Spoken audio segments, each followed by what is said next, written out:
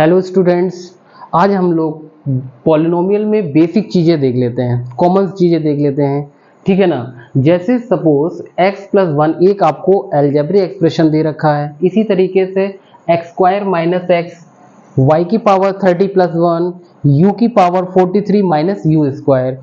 इन algebraic expressions को अगर मुझे पॉलिनोमियल में लिखना होगा तो कैसे लिखेंगे? देखिएगा, जैसे एक्स स्क्वायर प्लस 1, इसमें वेरिएबल्स आपका क्या दे रखा है? x दे रखा है, ठीक है। तो हम इसे कैसे लिखेंगे?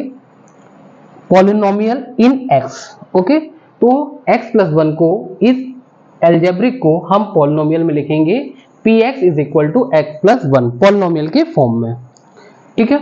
अगर दूसरा देखेंगे एक्स स्क्वायर माइनस एक्स, तो इसमें वेरिएबल x दे रखा है, x के फॉर्म में दे रखा है, तो पॉलिनोमियल कैसे होगा इसका?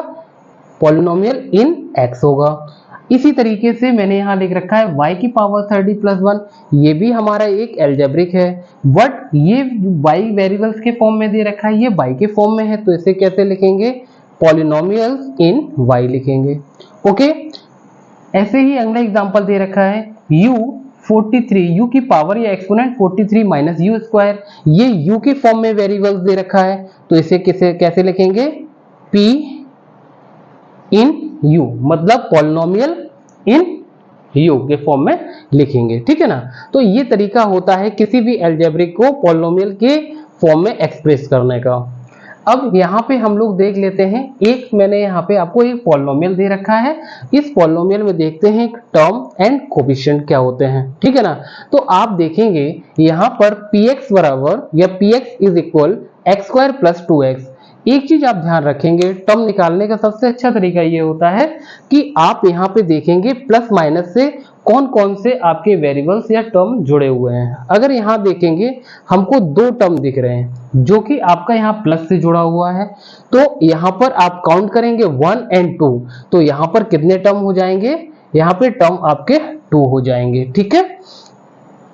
अब अगर हम दूसरे पॉलिनोमियल में देखते हैं कि यहाँ पे देखेंगे ये प्लस से जुड़ा है, ये माइनस से जुड़ा हुआ है, तो प्लस माइनस से जितने भी वेरिएबल्स या कांस्टेंट आपस में जुड़े होते हैं वो नंबर ऑफ टर्म कहलाते हैं किसी भी पॉलिनोमियल में। जैसे 3y square plus 5y minus 4, तो 1 2 3, तो यहाँ काउंट कर सकते हैं 1 2 3, तो इसमें नंबर ऑफ टर्म्स कितने होंगे? नंबर ऑफ टर्म्स आपके 3 हो जाएंगे। That's it and. अब यहाँ पे हम लोग देखते हैं कोफिशिएंट। देखो, कोफिशिएंट पूछने के दो तरीके होते हैं, वो किस फॉर्म में पूछा। जैसे आपसे यहाँ सपोज कि आपसे पूछे what is the coefficient of x square, x square का कोफिशिएंट क्या होगा, तो यहाँ पे आप देख पा रहे होगे कि अगर हम यहाँ पे 1 लग दे, 1 जो होता है हर नंबर के मल्टीपल में होता है, तो इसी तरीके से अगर हम यहाँ कोफिशिएंट देखेंगे तो कोफिशिएंट हमारा कितना हो जाएगा? 1 हो जाएगा, ओके। अगर हम यहाँ पे एक चीज और देखना चाहें कि x का कोफिशिएंट क्या दे रखा है, यहाँ पर x का कोफिशिएंट 2 दे रखा है, तो what is the coefficient of x, तो यहाँ पे हम क्या लिख सकते हैं? 2 लिख सकते हैं। इसी तरीके से सेकंड पॉलिनोमियल में देखते हैं what is the coefficient of y square, क्योंकि इसमें जो आपका अलजेब्रिक एक्सप्रेशन है वो y के फॉर्म में दे रखा है, इसलिए पॉलिनोमियल इन y लिखते हैं। तो यहाँ पे हमारा क्या हो सकता है? अगर y स्क्वायर का कोफिशिएंट पूछेगा तो यहाँ y स्क्वायर का कोफिशिएंट 3 हो जाएगा, ओके। इसी तरीके से यहाँ पे अगर y का कोफिशिएंट पूछेगा तो यहाँ y का कोफिशिएंट हमारा कितना हो जाएगा? 5 हो जाएगा, ओके। अब इसके अलावा हम लोग देखते हैं कि find the degree of the polynomial. Find the degree of the polynomial, देखिए इससे पहले वाली फर्स्ट वाली वीडियो में मैंने आपको बताया था कि डिग्री ऑफ द पॉलिनोमियल क्या होता है।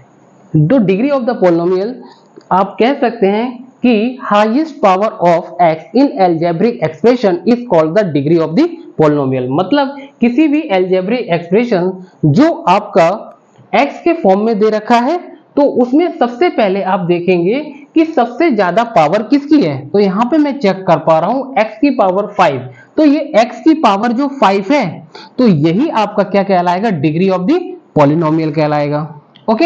अब दूसरे क्वेश्चन में देखते हैं, अगर यहाँ पे अगर इसमें कंपेयर करें तो सर ये क्या x की power 4 degree of the polynomial नहीं हो सकता? क्योंकि नहीं हो सकता। इसका रीजन ये है क्योंकि मुझे हाईएस्ट पावर देखनी होती है किसी भी पॉलिनोमियल में, वही उसकी डिग्री ऑफ द पॉलिनोमियल कहलाती है। इसी तरीके से अगर मैं सेकेंड पॉलिनोमियल में देखूं कि इसमें अगर मैं निकालूं डिग्री ऑफ द पॉलिनोमियल क्या होगा, तो यहां पे देखेंगे कि y की पावर 2, y की पावर 3 और y की पावर 8। अब कहोगे सर यहाँ 2 की पावर कुछ नहीं हो सकता, नहीं 2 की पावर कुछ नहीं हो सकता, बट 2 के फॉर्म में हम एक चीज लिख सकते हैं। क्या लिख सकते हैं? 2 इंटू एक्स की power 0 minus Y square minus Y की पावर 3 प्लस 2 वाई की पावर 8। ठीक है, तो अगर हम इस पॉलिनोमियल में देख रहे हैं या इस अलजेब्रिक एक्सप्रेशन में देख रहे हैं तो हाईएस्ट पावर यहाँ पे किसकी दिखाई दे रही है? आपको y की पावर या 8 दिखाई दे रही है। y की पावर यहाँ कितनी है? 8। तो इसकी डिग्री क्या हो जाएगी? इसकी डिग्री हो जाएगी 8, क्योंकि हाईएस्ट पावर किसी भी पॉलिनोमियल की डिग्री कहलाती है। अब जैसे ये थर्ड वाला हम लोग देखते हैं, थर्ड वाली इक्वेशन क्या दे रखी है? सिर्फ 2 दे रखा है, आपसे इसकी डिग्री पूछेगा तो ध्यान रखेंगे किसी भी कांस्टेंट की जो डिग्री होती है वो 0 होती है। किसी भी कांस्टेंट की डिग्री 0 कैसे होती है सर? उसको यहाँ पे हम लोग देख लेते हैं। जैसे 2 लिखा हुआ है, 2 हमारा क्या है? एक कांस्टेंट है। अगर इसकी डिग्री मैंने अगर 0 बोली है तो उसके पीछे क्या कारण होगा? तो आप यहां देख सकते हैं 2 इंटू एक्स की पावर 0 के फॉर्म में लिख सकते हैं इसको। तो एक चीज आप यहां पर ध्यान रखेंगे, रिमेंबर x की पावर 0 इज इक्वल टू कितना होता है? 1 होता है। इस वजह से यहां पर अगर हम देखते हैं इसकी हाईएस्ट पावर जो है वो 0 है। इस वजह से 2 जो कांस्टेंट है उसकी डिग्री कितनी हो जाएगी? उसकी डिग्री 0 हो जाएगी। ओके